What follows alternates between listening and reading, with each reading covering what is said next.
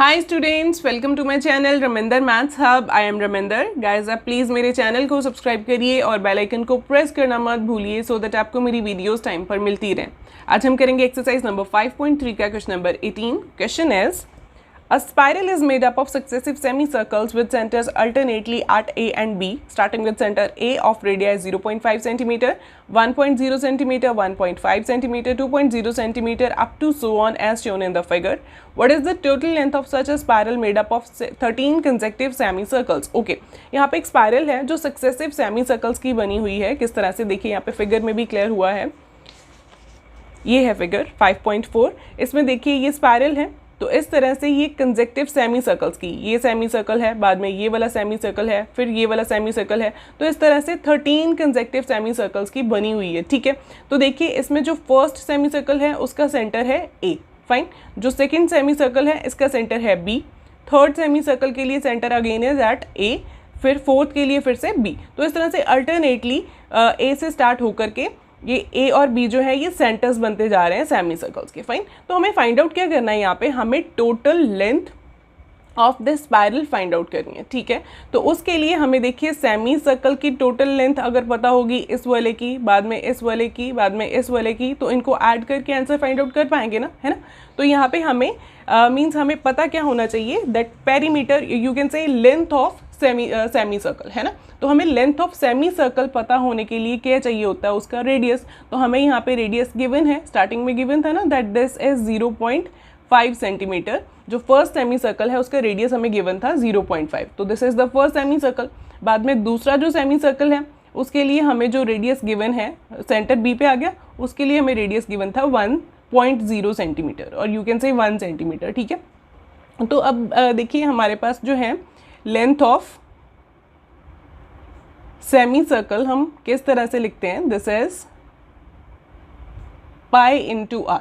ये देखिए ये कैसे बनता है फॉर्मूला, पाई इंटू आर। हमें लेंथ ऑफ सर्कल पता है। लेंथ ऑफ सर्कल क्या होता है, लेंथ होती क्या है, दिस टोटल, ये होता है टोटल जो ये लाइन की लेंथ है, ये जो आर्क है इसकी जो लेंथ है उसी को हम लेंथ और सर्कमफेरेंस भी बोलते हैं। ठीक है, तो लेंथ ऑफ सर्कल और you can say circumference of a circle, ये दोनों एक चीज़ होते हैं।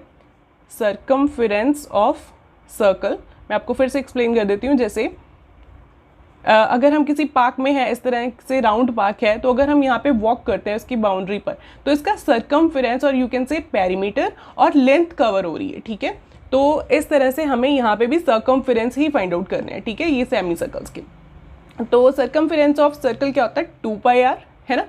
तो अगर हम सेमी सर्कल की बात करें तो सेमी सर्कल की लेंथ क्या हो जाएगी, उसके हाफ हो जाएगी, क्योंकि सेमी सर्कल कितना होता है, इतना वाला, ये वाला। ठीक है, तो उसका हाफ हो जाएगा। सर्कल का जो सर्कमफेरेंस है उससे हाफ सर्कमफेरेंस होगा सेमी सर्कल का, तो इसका हाफ किया तो क्या बना, 2πr/2, दैट इज 2 के साथ 2 कैंसिल, तो सेमी सर्कल का जो लेंथ है वो हमारे पास क्या होता है, पाई इंटू आर, फाइन। तो हम यहाँ पे यही अप्लाई करते जाएंगे। जैसे हम यहाँ पे लिखेंगे, देखिए फर्स्ट जो सेमी सर्कल है इसका नाम है L1, तो यहाँ पे मैं लिखूंगी length of semi circle L1, इसकी लेंथ क्या होगी, पाई इंटू आर, है ना। तो आर कितना है हमारे पास यहाँ पे, इस केस में यहाँ पे हम ऊपर लिख देंगे लेंथ ऑफ सेमी सर्कल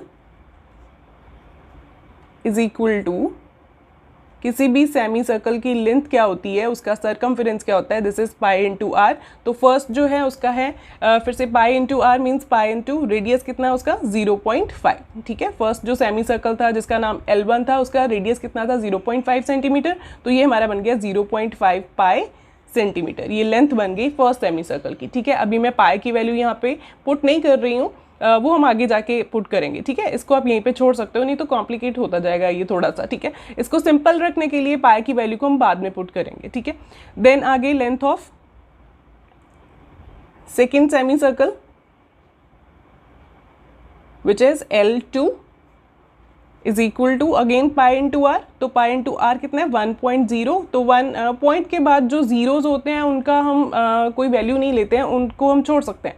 तो यहाँ पे 1 इंटू पाई विल बी, ये बन गया 1 into pi, that is pi. ठीक है, तो ये बन गई length of second semi circle, ये फर्स्ट सेमी सर्कल की लेंथ थी, फाइन। तो अब हम length of third semi circle which is L L3 circle L3 is equal to, अब ये वाला आया, इसकी लेंथ क्या थी, इसकी लेंथ है फिर से अगेन पाई इंटू आर, तो उसका रेडियस कितना था, सेंटर इज ओ, रेडियस था 1.5 सेंटीमीटर, ठीक है। इस वाले जो सर्कल जो की बात हुई है इसका जो रेडियस आएगा this is 1.5 centimetre, fine.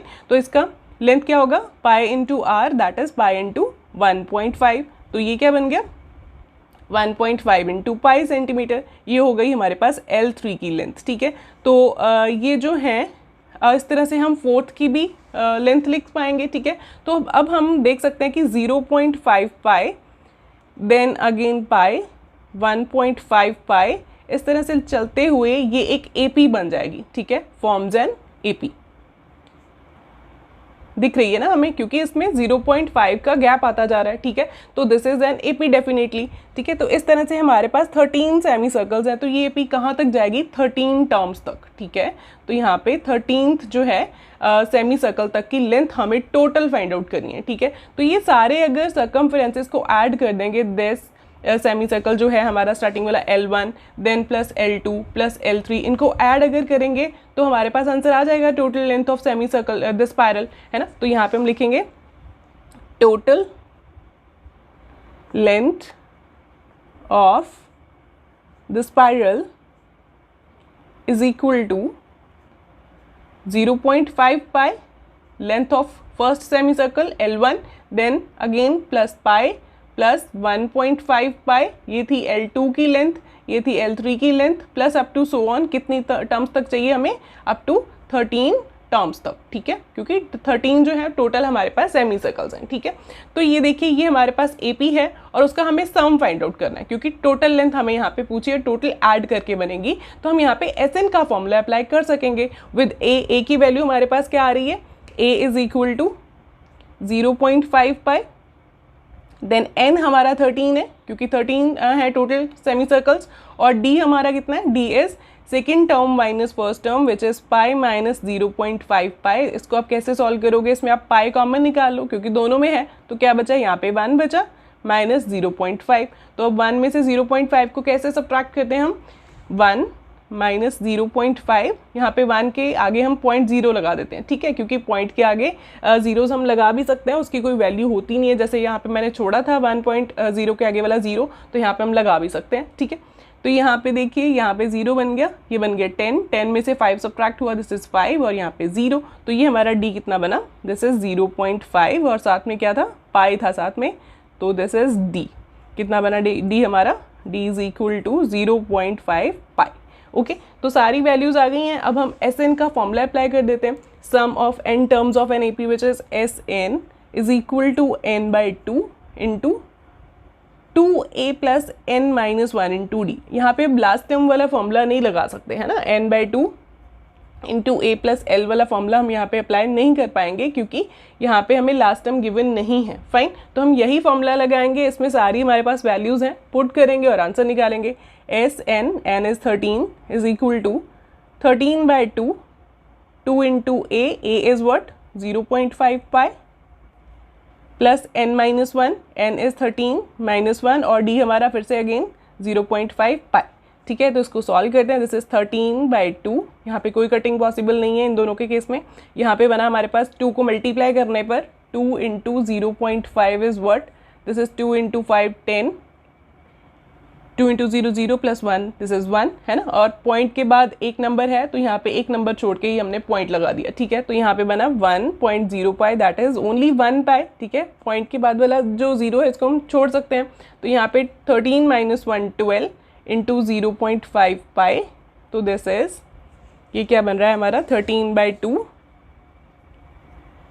Pi plus, अब 12 को इसके साथ 5 के साथ मल्टीप्लाई करने पर 0.5 के साथ ये बन रहा है हमारे पास 10, 1 इंटू 5 और 0, ये बन गया 0 6 0, और कितने नंबर्स के बाद है पॉइंट, 1 नंबर के बाद पॉइंट है, तो यहाँ पे एक नंबर छोड़ के हमने पॉइंट लगा दिया, ठीक है। तो ये बन गया हमारे पास 0.0, तो यहाँ पे हम 6.0 भी लिख सकते हैं, ये वाला 0 भी छोड़ सकते हैं और ये भी 0 हम छोड़ देंगे, ठीक है, इसको भी रहने देंगे। यहाँ पे पाई आ गया, अब यहाँ पे देखिए पाई प्लस 6 पाई, तो यहाँ पे फिर से पाई को कॉमन कर लेते हैं, कॉमन करके क्या बचा 1 + 6 है ना, यहाँ पे 1 यहाँ पे 6, क्योंकि पाई बाहर चला गया दोनों में से, तो ये बन गया हमारे पास 13/2 इंटू पाई इंटू 7। ठीक है, इसको अब सॉल्व करते हैं। देखिए पाई की वैल्यू को अब मैं पुट करूँगी क्योंकि फाइनल आंसर है, तो यहाँ पे पुट कर देते हैं वैल्यूज़ को। 7 के साथ 7 कैंसिल, 2 के साथ ये 11 कैंसिल हो गया, तो इन दोनों को मल्टीप्लाई करके हमारा 143 आंसर आएगा। So this is the total length of this spiral. तो एंड पे कंक्लूडिंग लाइन भी हम यहाँ यही लिखेंगे that therefore total length of spiral is 143 centimetre and that's it. I hope आपको ये क्वेश्चन समझ में आ गया होगा। अगर आपको कुछ डाउट्स हैं तो प्लीज़ कमेंट्स में ज़रूर लिखिए। Thank you so much students.